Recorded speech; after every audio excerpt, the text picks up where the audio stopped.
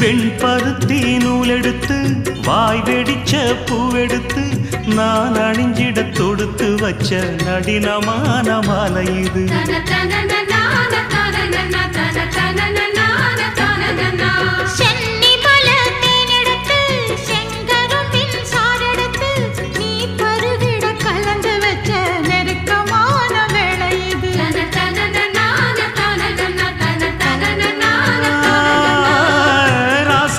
உடம்பிருக்கும் ரவிக்க துணி நானாக அன்னாடம் சூடி கொள்ள ஆசை வச்சாகாதா.